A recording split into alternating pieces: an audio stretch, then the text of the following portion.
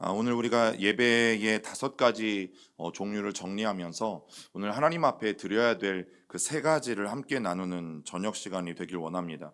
여러분, 예배에서 중요한 것은 우리가 무엇의 목적을 두고 있느냐 하는 거거든요. 예, 한 번만 넘겨주세요.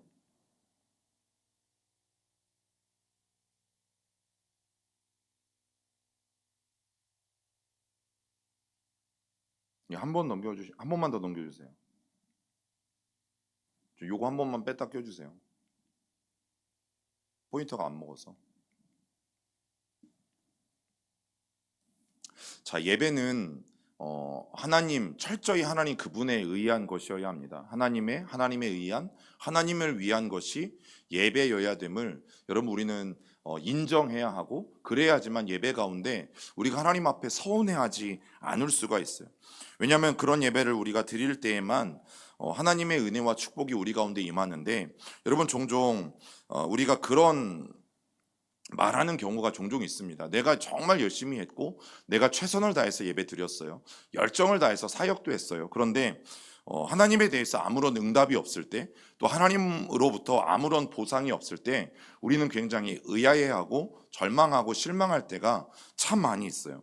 여러분, 그때 우리가 꼭 되물어야 될 질문이 무엇인가 하면, 그럼 나는 하나님이 원하시는 대로 예배를 드렸는가 하는 거죠. 하나님이 원하시는 제물을 드렸는가? 하나님이 원하시는 모습으로 예배했는가? 여러분, 이것을 돌아보는 것이 사실은 너무너무 중요한 부분입니다. 여러분, 이제 구약의 제사에서 오늘 하나님이 제사를 지낼 때 반드시 드려야 되는 것들 3가지를 말씀하고 있는데, 여러분 그 3가지가 피와 기름과 콩팥입니다. 특별히 짐승을 잡아서 하나님 앞에 드릴 때 이 3가지를 구별해서 드릴 것을 말씀하고 있는데, 여러분 이 3가지의 의미들을 오늘 우리가 살펴본다면 하나님께서 왜 이것을 우리에게 드리라고 하셨는지, 그리고 오늘 현대인들의 예배에 있어서 여러분 이것이 왜 중요한지 우리가 구체적으로 그 의미를 알 수 있는 거죠. 여러분, 그 중에 우리가 먼저 살펴보고자 하는 것은 콩팥이거든요. 자, 콩팥이 의미하는 것은 어딘가 하면 우리의 마음이에요. 여러분, 우리는 마음 하면 심장을 생각하지만 여러분, 성경에서 콩팥은 마음을 의미해요. 자, 그림을 보시면 여러분, 이 콩팥, 신장이라는 부분은 어디에 있냐면 우리의 그 장기들을 구성하는 그 장기의 가장 중앙에 위치해 있습니다. 그래서 심장보다는 밑에 있지만 이 콩팥의 특징이 뭐냐면, 여러분 심장만큼이나 우리의 몸이 구성되어질 때, 즉 우리의 내부 장기들이 구성되어질 때에 굉장히 일찍 만들어지는 기관 중에 하나가 여러분 콩팥이에요.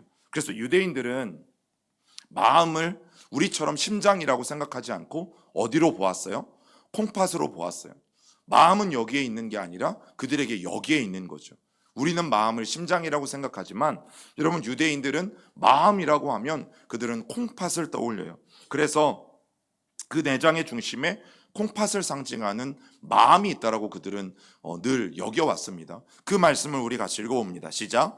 내가 들었으므로 내 창자가 흔들렸고 그 목소리로 말미암아.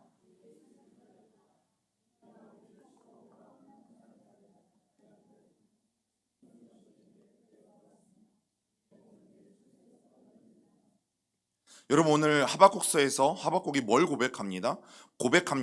내 창자가 흔들렸다라고 말하고 있어요. 그런데 이 창자가 뭐라고요? 마음이에요. 마음. 여러분, 마음이 심히 두렵고 떨리는 것을 하박국은 내 창자가 흔들렸다라고 말하고 있는 거죠. 이게 사실 우리가 보는 성경과 유대인들이 생각하는 창자의 개념이 전혀 다른 거죠. 여러분, 그래서 콩팥을 드린다라는 것이 오늘 우리에게 무엇을 말하는가 하면, 하나님 앞에 우리가 정말 중요하게 여겨야 될 것, 바로 우리의 마음이에요. 그래서 예배에 강조하는 것이 무엇입니까? 우리가 마음을 다해서 하나님 앞에 드려야 된다는 것을 성경이 우리에게 늘 강조하고 있어요. 그래서 콩팥은 무엇이다? 마음이다. 여러분, 그것이 첫 번째, 이스라엘 백성들이 하나님 앞에 예배할 때에 반드시 드려야 되는 것이었어요. 콩팥, 곧 마음이에요. 자, 그리고 두 번째, 그들이 드려야 될 것이 무엇인가 하면 피입니다. 피. 그런데 이 피가 상징하는 것은 사람의, 짐승의 생명이에요. 여러분, 하나님 앞에 예물을 드리기 위해서 짐승을 잡을 때에는 결국 그 짐승이 죽을 수밖에 없죠. 그러면 결국에는 그 짐승에게서 피가 빠져나오게 되어져 있어요. 그런데 성경에서 뭐라고 말합니까? 같이 읽어봅니다. 육체의 생명은 피에 있습니다.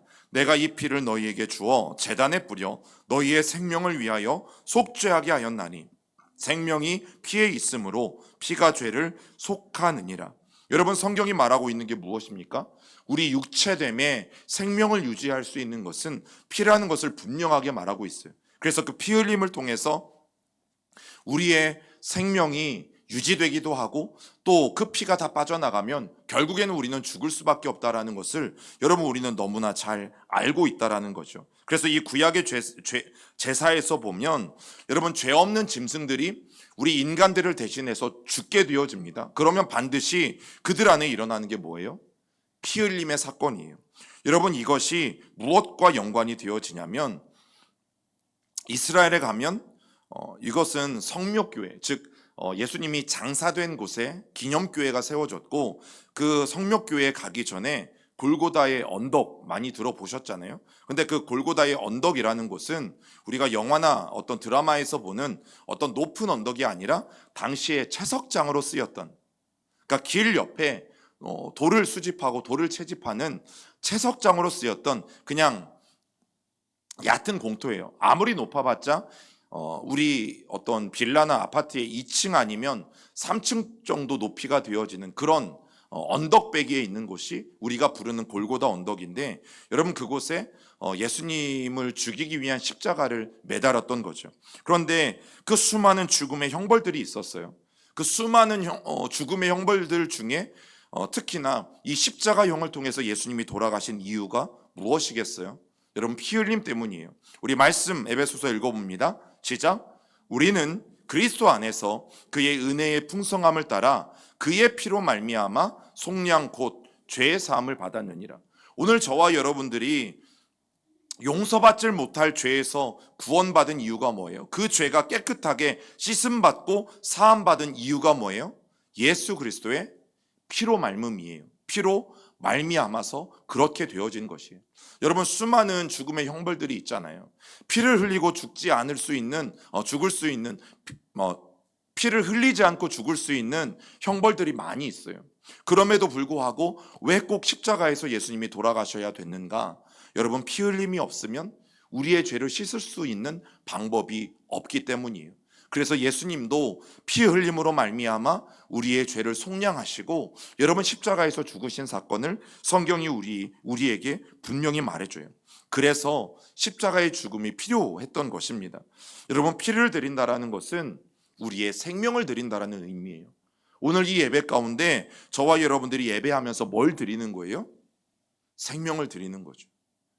그러니까 예배를 드리고 나가면 우리의 생명이 쭉쭉쭉 감소하고 있어야 맞는 거 아니겠어요? 사실 살아서는 여러분 이 예배당을 못 나가야 돼요. 우리가 예배를 진정으로 드렸다면 무섭죠. 왜냐하면 우리가 재물이니까. 재물은 죽어야지만 하나님 앞에 합당한 재물로 드려질 수 있으니까. 그러나 오늘날 우리가 이 예배당을 살아서 나갈 수 있는 이유는 뭡니까? 예수 그리스도께서 저와 여러분들의 죄를 속량해서 대신 피를 흘려주셨기 때문에. 그런데 우리가 무엇을 잊지 말아야 돼요? 생명을 드린다라는 의미를 잊지 말아야죠. 여러분, 현대인들에게 시간이라는 것은 생명과 같은 것이잖아요. 그리고 현대인들에게 물질도 생명과 같은 것이잖아요. 여러분, 그래서 예배는 어떤 의미를 가지고 있냐면 내가 최고의 것으로 여기는 것을 하나님 앞에 드리는 것, 여러분, 그것이 예배잖아요.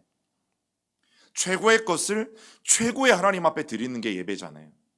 내가 쓰다 남은 것, 그냥 버려도 될 것, 이것을 하나님 앞에 드리는 것이 아니라 정말 내 인생에서, 내 삶에서 가장 내가 귀하게 여기는 것, 그것을 하나님 앞에 드리는 것, 여러분, 그것이 예배의 정의거든요. 그러면 아브라함이 이삭을 왜 하나님 앞에 기꺼이 드렸는지 우리는 알 수 있어요.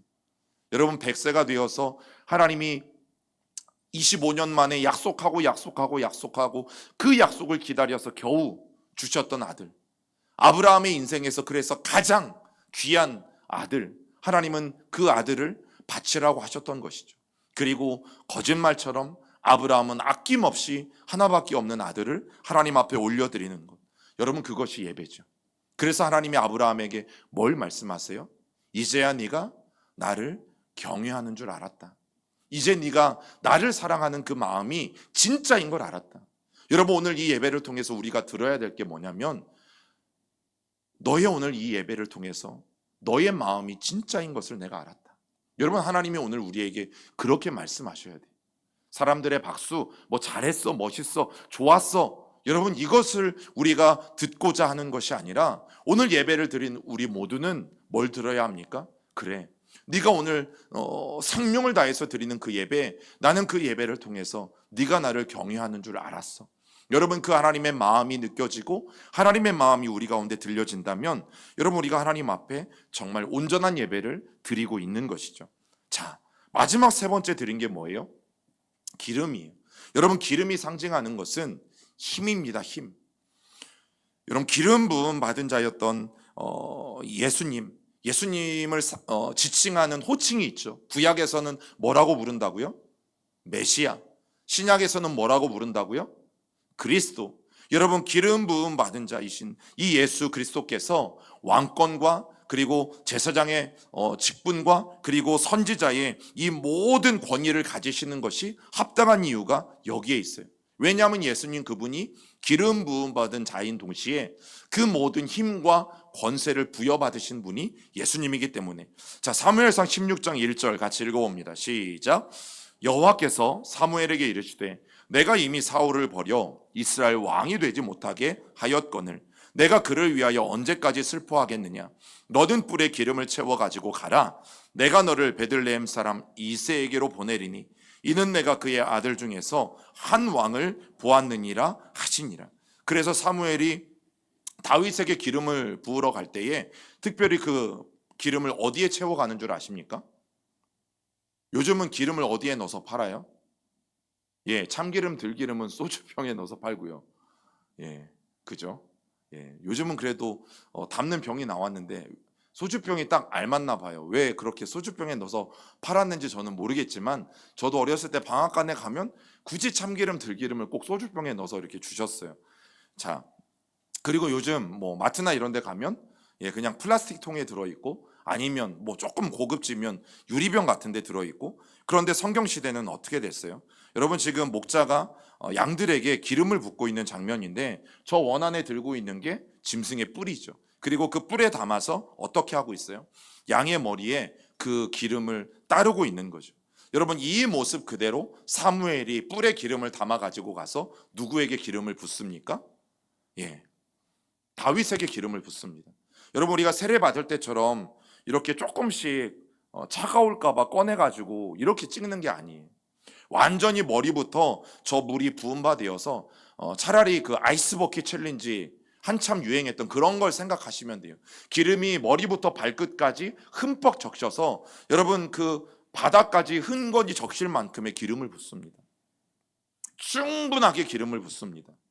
대충 올리브 기름 냄새만 나게 붓는 것이 아니라 여러분 충분하게 기름을 부어서 그가 성령의 은혜 가운데, 하나님의 은혜 가운데 충분하게 덮여졌음을 상징하게 되어지죠. 여러분, 그래서 저 기름은 어디에 담아간다고요? 뿔에 담아가요. 여러분, 짐승의 뿔이 상징하는 것이 무엇입니까? 힘이에요. 그리고 그가 가지고 있는 권세예요. 그렇기 때문에 기름을 드린다라는 것은 무엇을 드리는 것이냐면 바로 나의 힘을 다해서 하나님을 예배하는 것을 말하죠. 여러분, 오늘 이 예배 가운데 힘을 다하고 있습니까? 하루 종일 열심히 일하시느라고 힘이 다 빠지셔가지고 예배에만 오시면 막 졸리시고 두 눈은 두근반 세근반 하십니까? 여러분, 힘을 다해서 오늘 하나님 앞에 예배하고 있습니까? 예배는 나의 힘을 다해서 하나님 앞에 드려져야 해요. 그렇기 때문에 오늘 이 세 가지, 마음을 다하는 것, 생명을 다하는 것, 힘을 모두 다해서 하나님 앞에 예배하는 것, 여러분, 이것이 하나님이 원하시는 진정의 예배가 되어진다라는 사실이죠. 그런데 이 세 가지를 신명기와 연관해서 보면, 이거 우리가 지난번에 한번 나누었습니다. 이 세 가지를 신명기와 연관해서 보면 여러분 그 예배의 의미가 훨씬 더 깊다라는 말씀을 드렸어요. 자, 신명기 6장 5절 같이 읽어봅니다.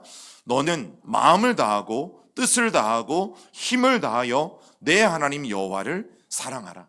여러분, 이것을 이제 레위기와 연관해서 거꾸로 보면 되죠. 여기에 무엇을 말합니까? 마음, 뜻, 힘, 이 세 가지를 말해요. 자, 그럼 마음이 말하는 게 뭐예요? 아까 뭘 말했어요? 콩팥.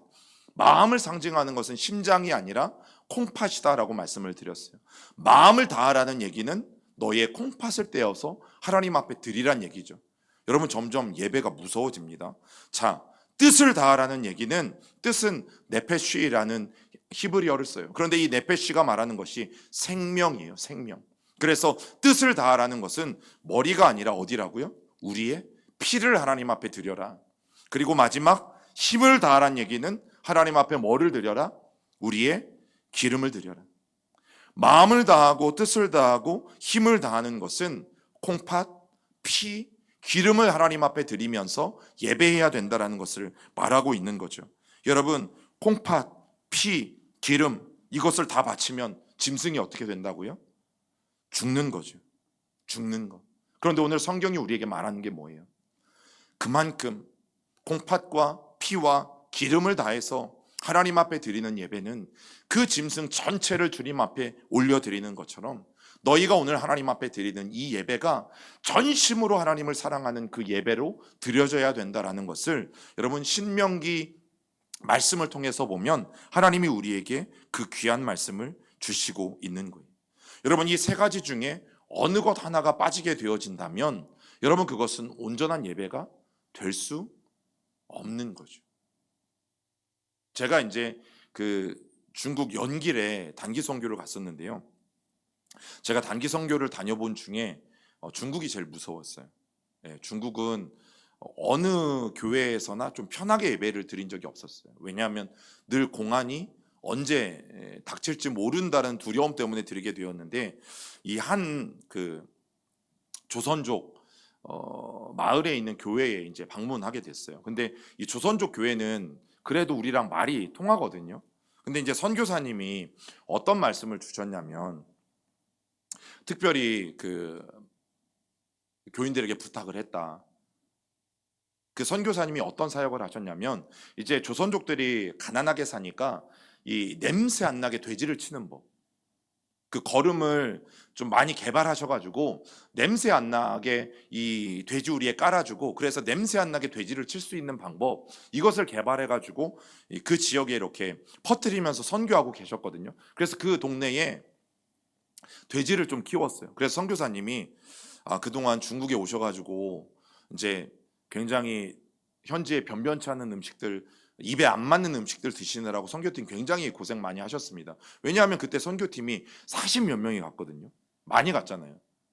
그래서 제가 오늘 특별하게 그 교회에 부탁을 해서 좀 돼지를 잡으라고 했습니다. 그러니까 가서 마음껏 드시고 또 기도도 많이 해주시고 오세요 라고 얘기를 하셨어요.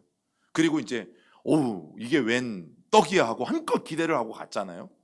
웬걸 앞다리 뒷다리 뭐 요만큼씩 나왔어요. 그런데 뭐 거기에 가가지고 선교팀이 뭐 반찬이 이러네 저러네 화를 내겠어요? 그렇게 하고 이제 다시 그 연길 시내로 돌아왔죠, 숙소로. 그리고 밤에 이제 선교사님을 밤에 다시 만났어요. 그리고 선교사님이 이제 저희한테 물어봤죠. 어떻게 가셔서 돼지 갈비도 좀 뜯으시고 좀 숯불에 구운 고기도 많이 드시고 오셨냐 그랬더니, 그렇게 물어보셨을 때 우리 모두가 서로의 얼굴을 바라보면서 뻥진 거죠. 선교사님, 사실은 그냥 고기 굉장히 인원에도 안 맞게 조금 먹고 왔습니다. 그리고 이제 선교사님이 다음날 확인을 하신 거예요. 그때 어떤 얘기가 돌아왔냐면, 그 이제 성도 중에 대표 되시는 분이 선교사님께 그렇게 말씀하셨대요. 선교사님, 우리도 먹고 살아야죠. 뭔 얘기인지 아시겠죠? 다 자기들이 먹을 거 다 빼놓고, 다 자기들이 먹을 거 이미 다 성도들끼리 나누고, 그냥 그날 그 남은 조금을 이렇게 이제 선교팀하고 먹게 된 연유를 알게 된 거예요. 여러분, 우리가 하나님 앞에 그렇게 예배할 수는 없는 거잖아요. 물론 한국 들어와서 고기 먹으면 되니까, 여러분 그 며칠 선교 가봤자 7일 아니면 10일인데 그 며칠 고기 못 먹었다고 큰일 나지 않아요. 그런데 그 마음이잖아요. 우리는 기대를 하고 갔어요. 선교사님이 돼지 잡았다고. 돼지 몇 마리 잡았다고. 저 어렸을 때 시골에서 우리 집에서 마당이 넓어가지고요. 동네 돼지를 잡으면 저희 집에서 잡았습니다. 그 동네 개를 잡아도 저희 집에서 잡았어요. 그러면 그 돼지와 개를 잡으면 어떤 그 부위들이 이렇게 펼쳐지는지 저는 알아요. 그런데 갔을 때 아무것도 없었던 것을 보고 조금 실망은 됐지만, 그런데 그게 우리의 예배가 되면 안 되는 거죠.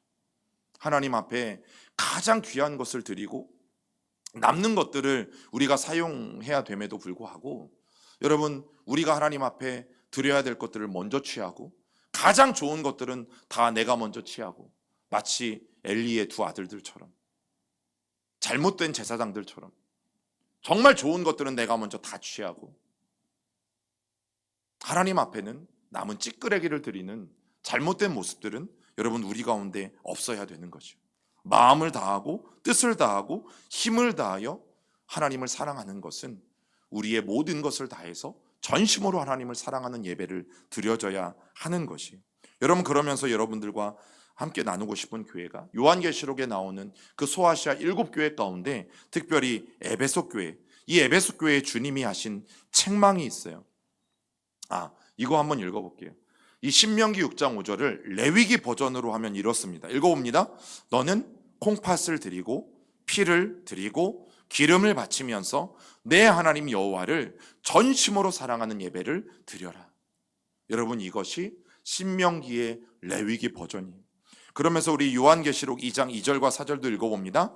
내가 내 행위와 수고와 내 인내를 알고 또 악한 자들을 용납하지 아니한 것과 자칭 사도라 하되 아닌 자들을 시험하여 그의 거짓된 것을 내가 드러낸 것과 또 내가 참고 내 이름을 위하여 견디고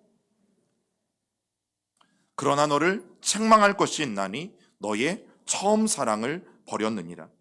여러분, 분명히 칭찬받을 것이 많이 있었어요. 주님의 이름으로 그들이 참고 인내하고 게으르지 않게 충성하면서 그들이 얼마나 열심을 다해 사역했는지 몰라요. 3절을 주목해서 보세요. 게으르지 않았어요. 너무나 열심히였어요. 누구보다 열심히였던 교회가 어떤 교회예요? 에베소 교회예요. 그런데 그들이 책망받은 것은 뭐였어요? 처음 사랑을 버렸다. 처음 사랑을 버렸다. 여러분, 처음 사랑은 뭐예요? 그들이 처음 예수님을 믿기 시작했을 때의 그 마음을 말하는 거죠. 그들이 처음 예수님을 만났을 때 그 마음을 말하는 거죠. 여러분, 종종 이제 예수 믿은 지 얼마 안 된 이 성도들을 보면 신앙생활이 정말 열정적이고 따끈따끈하신 분들이 있어요. 그죠? 우리도 왕년에 그랬잖아요. 그런데 그런 분들을 보면서 가끔 우리가 뭐라고 생각해요? 속으로? 나도? 그래, 그때는 그랬지.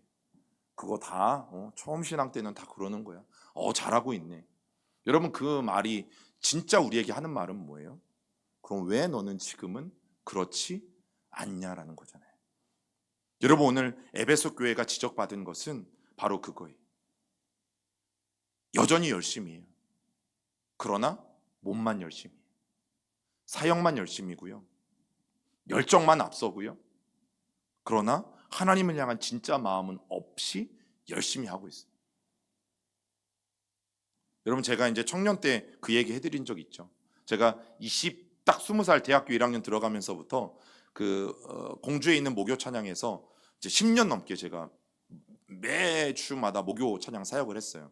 근데 이제 저는 가까운 공주대에 다녔고, 가깝잖아요. 공주 시내에서 목요 찬양이 있고, 뭐 버스만 타도 10분, 20분이면 가고, 그러면 그런 상황에서 이런 교회를 빌려서 썼어요. 그런데 악기가 세팅되어 있지만 교회 악기를 사용하지 않고 그 교회 옆에, 본당 옆에 복도가 있었고, 소예배실 옆에 복도가 있었고, 복도 옆에 창고 하나를 마련해 주셔가지고 그 안에 모든 찬양팀의 악기를 집어넣었어요. 그러면 이제 가면 뭘 해야 되냐면, 이렇게 큰 스피커를 꺼내 와야 되고, 건반도 2대를 꺼내 와야 되고, 드럼도 다 꺼내 와서 세팅을 해놔야 되고, 베이스 앰프, 일렉 앰프도 꺼내와서 세팅을 해놔야 되고, 마이크도 다 들고 와서 선과 함께 마이크를 세팅을 해야 되고, 이걸 거의 저 혼자 아니면 제 친구하고, 같은 학교를 다니는 친구 둘이 하고 했어요. 오전 수업만 하고 웬만하면 이제 전공이 아니면 오후 수업을 뺄 수 있으니까 목요일 날 오후 수업은 들지 않고 했어요. 얼마나 열심히, 대단하지 않습니까? 와, 20살짜리가 와, 그렇게 열정을 다해서 하는 거 대단하지 않습니까? 처음엔 기쁨으로 했어요. 근데 어느 날부터 화가 나기 시작했어요. 뭐 때문에 화가 났을까요? 1년이 지나고 2년이 지나도 나 혼자만 그러고 있는 거예요. 와.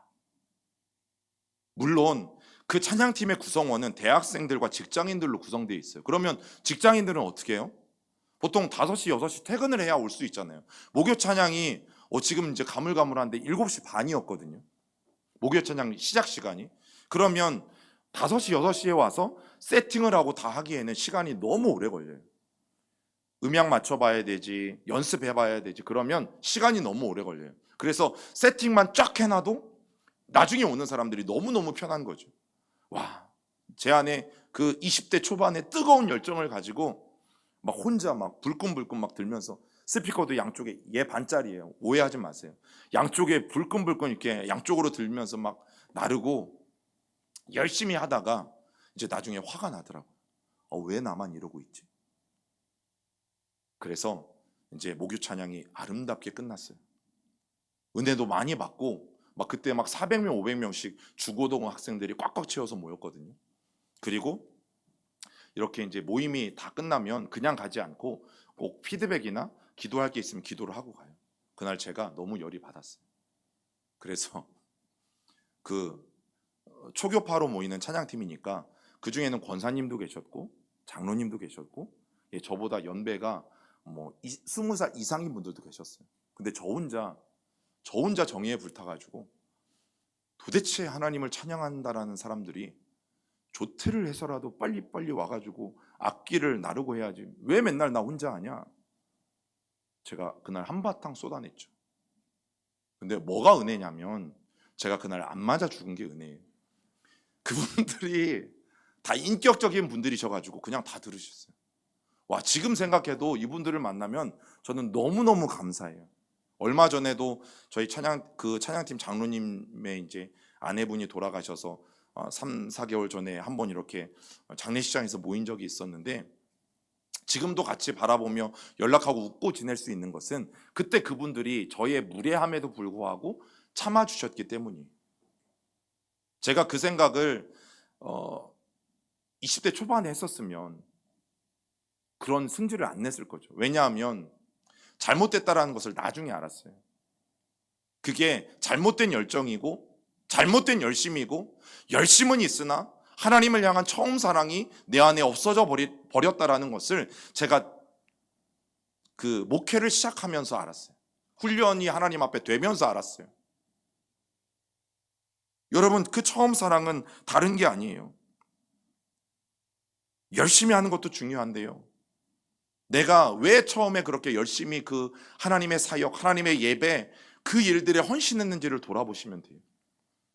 내가 어떤 마음으로 하나님 앞에 예물을 드렸는지, 사역에 동참했는지, 예배했는지, 여러분 그 처음 때를 다시 한번 생각해 보시면 된다라는 거죠. 신앙생활을 처음 시작했을 때나 오래된 지금이나, 여러분 예수님이 가장 성경에서 중요하게 가르치시는 것이 뭡니까? 사랑이잖아요. 사랑. 제가 진짜 하나님을 사랑하고 진짜 그 찬양 팀원들을 사랑했다면 저는 그 20대 초반에 그렇게 승질을 부리지 않았을 거예요. 지금 다시 만나서 찬양팀을 꾸리면 정말 더 잘할 수 있을 것 같아요. 근데 이미 이제 다 뿔뿔이 흩어져서 자기들에게 주어진 삶을 열심히들 살아가고 계시니까 그럴 수는 없어요. 여러분, 어쩌면 오늘날 우리 모두가 잃어버린 그 처음 사랑, 그 처음 사랑이 그 당사자가 나라면, 여러분 다시금 그 순수하고 따뜻했던 그 열정과 마음이 우리 안에 회복되어져야 돼요. 그래서 저와 여러분들이 그 마음으로 행동하고 그 마음으로 수고하고 그 마음으로 인내하는 그 첫사랑을 회복하는 일들이 우리에게 너무너무 필요하다라고 저는 분명히 생각합니다. 여러분, 예배가 화려해야 됩니까? 아니면 예배가 세련되어야 됩니까? 가장 먼저는 뭐예요? 내가 오늘도 그 처음 사랑으로 하나님 앞에 예배하는가? 아무런 조건 없이, 하나님 앞에 아무런 대가 없이, 하나님 이거 내가 하니까 하나님 이거 해주세요. 하나님 앞에 어떤 딜 없이, 하나님과 거래 없이 내가 오늘 처음 사랑 그 순수한 마음으로 오늘도 주님을 예배할 수 있다면, 여러분, 예배는 예수님은 우리의 예배를 기쁘게 받으실 뿐만 아니라 반드시 우리에게 어떤 모양으로든 응답해 주실 것이라는 사실입니다.